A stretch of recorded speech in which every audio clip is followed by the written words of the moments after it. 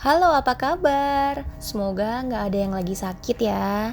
Dan untuk yang lagi kurang fit nih, yuk sembuh yuk. Kali ini aku punya sebuah kisah dari Italia. Dan ceritanya adalah soal wanita pembuat sabun dan kue. Bukan sembarang sabun dan bukan pula sembarang kue ya. No, no, no. Karena dia juga bukan wanita biasa. Siapa sih? Dan ada apa sih? Penasaran kan? Sini-sini aku ceritain. Leonarda Cianciulli adalah seorang pembunuh berantai dari Italia. Dia bisa dibilang psikopat karena cara membunuhnya sangat sadis. Dan setelah itu, dia tidak menunjukkan rasa bersalahnya sama sekali. Kalau manusia normal harusnya pas abis ngelakuin kejahatan minimal ada rasa menyesal lah. Atau merasa bersalah ya. Nah, Leonarda ini enggak, lempeng aja. Minta maaf sama keluarga korban pun enggak. Makanya nggak berlebihan kalau dia dijuluki psikopat. Kebanyakan pembunuh berantai atau psikopat punya latar belakang keluarga yang bermasalah, meskipun ada juga yang berasal dari keluarga harmonis. Namun logikanya, latar belakang keluarga yang bermasalah lebih memungkinkan menciptakan seorang psikopat. Dan Leonarda ini termasuk dalam golongan yang berasal dari keluarga bermasalah. Leonarda lahir pada tanggal 18 April tahun 1894 di Montella Avellino. Dia merupakan anak dari kasus pemerkosaan. Sang ibu Emilia Dinolfi terpaksa menikahi pemerkosanya Mariano Cianciulli setelah berita kehamilannya tersebar. Jadi mau nggak mau mereka berdua ini dinikahin. Leonarda tumbuh di keluarga yang miskin. Mariano ayahnya meninggal pada awal abad ke-20. Setelah itu, ibunya Emilia menikah lagi. Tapi walaupun sudah menikah lagi, kondisi finansial mereka tak kunjung membaik juga.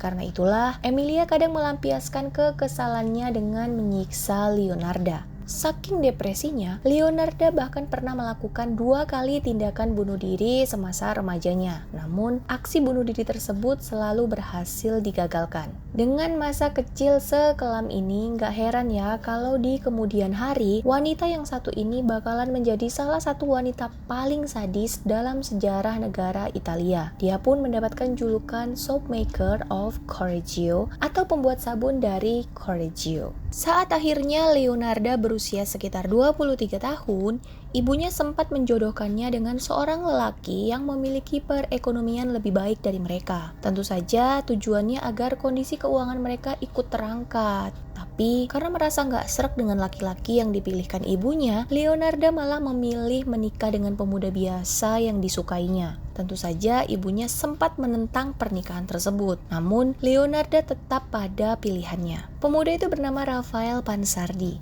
seorang petugas kantor pencatatan setempat.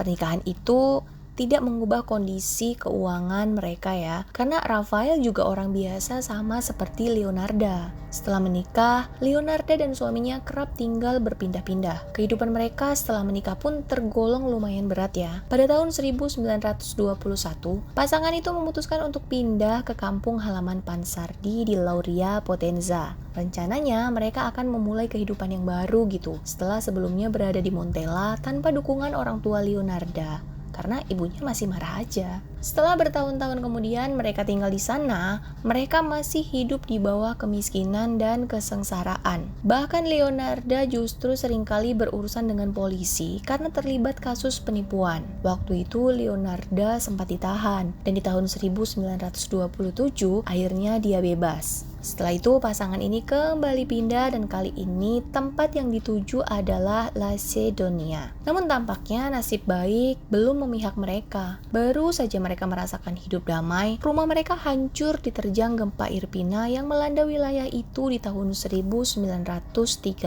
Pasangan ini kemudian pindah lagi dan kali ini menuju Correggio, di mana mereka kemudian membuka sebuah toko kecil yang hasilnya cukuplah untuk hidup. Leonarda dan suaminya dikenal para tetangga sebagai orang yang baik. Mereka terkenal ramah dan suka membantu tetangganya. Gak heran, pasangan ini cukup dihormati di lingkungan tempat tinggal mereka. Pasangan ini sebenarnya beberapa kali harus kehilangan anak mereka ya. Bertahun-tahun saat mereka harus pindah dari satu kota ke kota lainnya. Mereka ini harus merelakan 13 dari 17 anak mereka. 3 diantaranya keguguran dan 10 lagi meninggal saat mereka masih anak-anak. Dan dari total 17 anak mereka, hanya 4 yang akhirnya dapat bertahan sampai usia dewasa. Hal ini menjadikan Leonarda sangat protektif menjaga anak-anaknya. Kala itu, Leonarda percaya jika kemalangan demi kemalangan yang menimpa hidupnya adalah ulah dari ibunya yang telah mengutuk pernikahan mereka. Karena dulu ibunya ini kan mau jodohin Leonarda sama pria kaya ya, tapi Leonardanya kekeh nikah sama Pansardi, makanya ibunya marah gitu. Dan gak hanya itu aja, karena sebenarnya dari muda juga Leonarda ini cukup percaya sama dunia ramal-meramal. Dulunya Leonarda pernah mendatangi paranormal yang membaca garis tangannya. Di situ dia dikasih tahu kalau nantinya dia akan melahirkan anak-anak, tapi anak-anaknya itu akan meninggal di usia muda. Sang peramal juga melihat jeruji besi penjara di tangan kanan Leonarda dan rumah sakit jiwa di tangan kirinya. Ramalan paranormal tersebut tampaknya sangat berbekas mendalam di hati Leonarda. Apalagi ramalan soal kehilangan anak benar kejadian. Makanya dia menjadi overprotective sama keempat anaknya yang tersisa, terutama pada anak laki-laki tertua yang merupakan anak kesayangannya, namanya Giuseppe. Saat Perang Dunia Kedua meletus, Italia ikut serta dan memutuskan untuk merekrut para pemuda menjadi bagian militer Italia. Giuseppe Pansardi, anak tertua Leonarda, terpilih untuk masuk menjadi bagian Angkatan Darat Italia. Hal ini tentu saja membuat Leonarda khawatir. Dia takut sang anak kesayangannya itu tidak akan pernah kembali dari perang. Dan entah apa yang ada di benak Leonarda saat itu, tiba-tiba dia bikin kesimpulan sendiri jika ingin anaknya selamat, dia harus mengorbankan orang lain. Dari sinilah semua kejadian mengerikan itu berawal. Karena dia mulai mencari korbannya dan pada akhirnya ada 3 orang wanita yang menjadi korban kebengisan Leonarda. Mereka adalah Faustina Setti, Francesca Suavi, dan Virginia Cacioppo. Gimana sih awalnya? Jadi di kota tempat tinggalnya ini, Leonarda membuka sebuah toko kecil yang merangkap juga sebagai tempat konsultasi.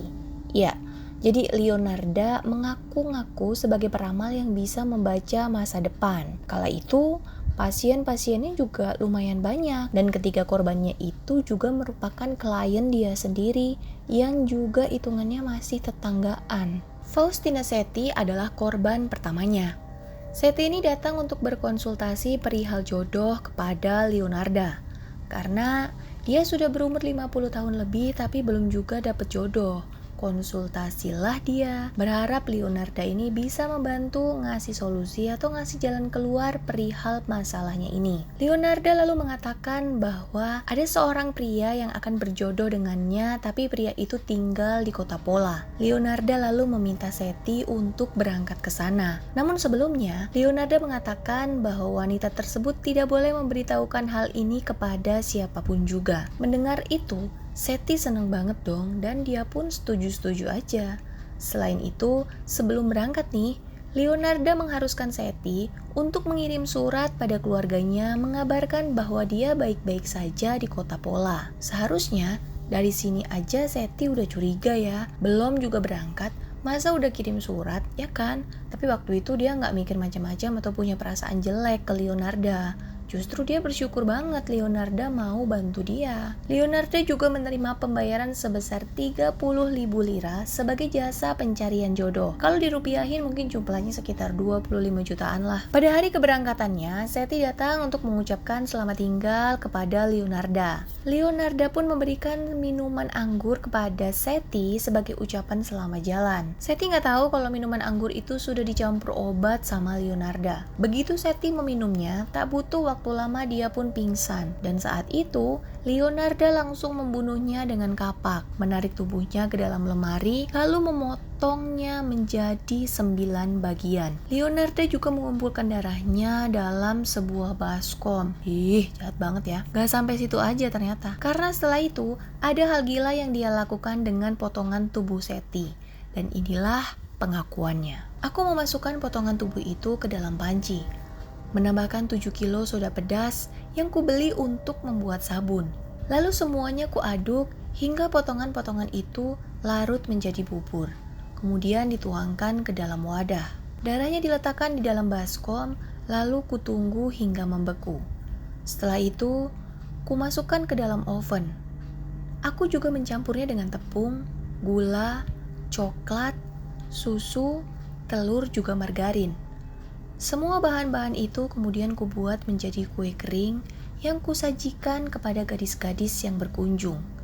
Giuseppe dan aku juga memakannya. Aduh, apa nggak serem ini modelan manusia kayak begini di dunia, ya ampun. Dimakan sendiri aja itu kue udah serem. Ini pakai dibagi-bagi pula. Aduh. Korban kedua bernama Francesca Suavi.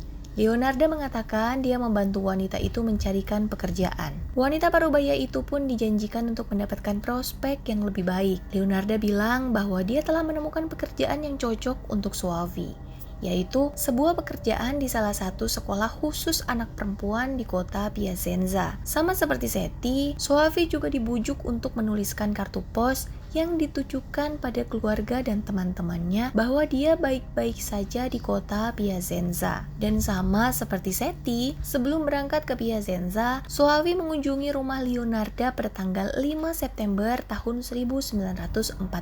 Setelah diberi minuman wine yang telah dicampur obat, wanita itu tidak sadarkan diri.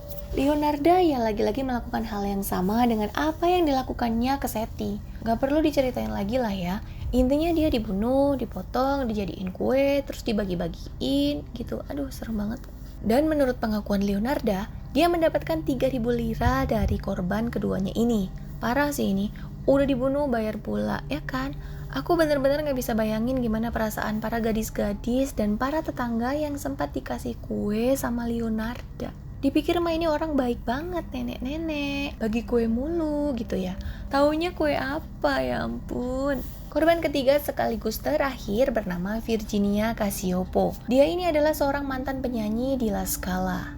La Scala itu merupakan gedung opera yang paling terkenal di Italia. Leonarda bilang ke Virginia kalau ada pekerjaan yang sangat cocok untuknya, yaitu sebagai seorang sekretaris di Florence. Virginia pun percaya dan mulai melakukan instruksi yang disuruh Leonarda. Pokoknya modusnya sama aja ya kayak dua korban sebelumnya. Diminta tidak menceritakan mengenai hal itu kepada siapapun dan juga disuruh nulis surat untuk keluarganya yang mengabarkan dirinya baik-baik aja di Florence sana. Pada tanggal 30 September tahun 1940, dia mengunjungi rumah Leonarda untuk berpamitan.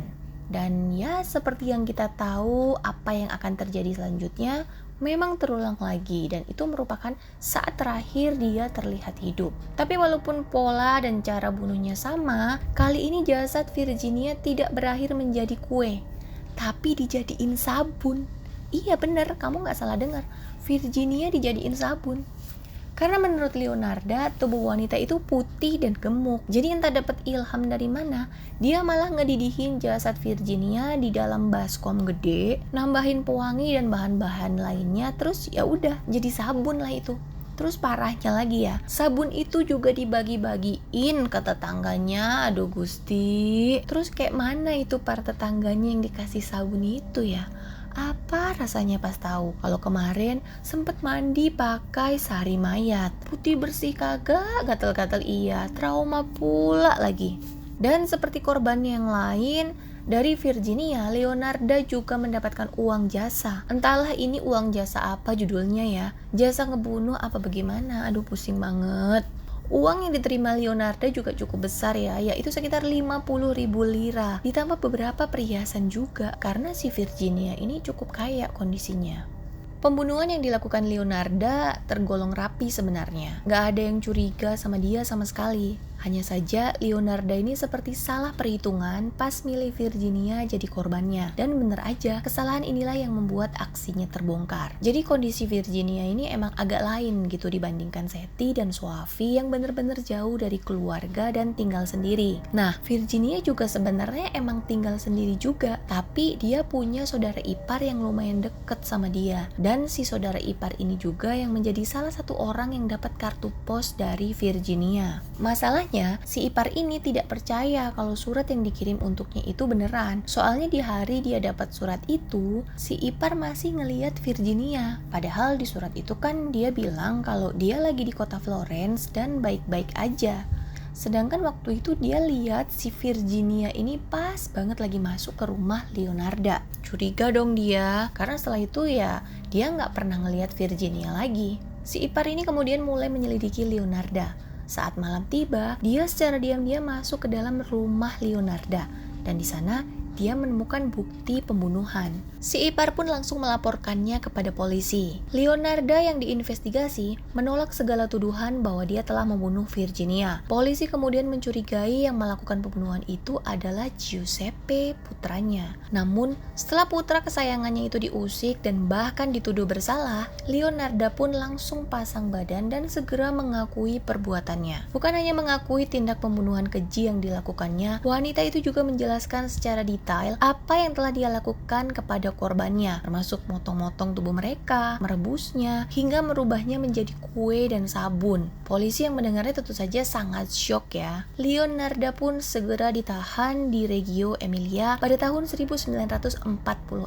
Dalam pengakuannya, dia tampak tidak menyesali perbuatannya. Sama sekali nggak nyesel. Leonarda dinyatakan bersalah dan dijatuhi hukuman 30 tahun penjara dan 3 tahun masa tahanan di rumah sakit jiwa. Di tahun-tahun terakhir masa tahanannya di rumah sakit jiwa, tepatnya pada tanggal 15 Oktober tahun 1970, Leonarda dinyatakan meninggal di usianya yang ke-79 masih di dalam rumah sakit jiwa. Jasadnya kemudian dikembalikan pada keluarga untuk dimakamkan. Jika kita flashback ke belakang saat Leonarda ini menemui seorang peramal, entah kebetulan atau apa ya, ramalan dia benar semua loh. Dari anak-anak Leonarda yang emang pada meninggal, sampai yang digambarkan kalau dia bakal masuk penjara dan masuk rumah sakit jiwa.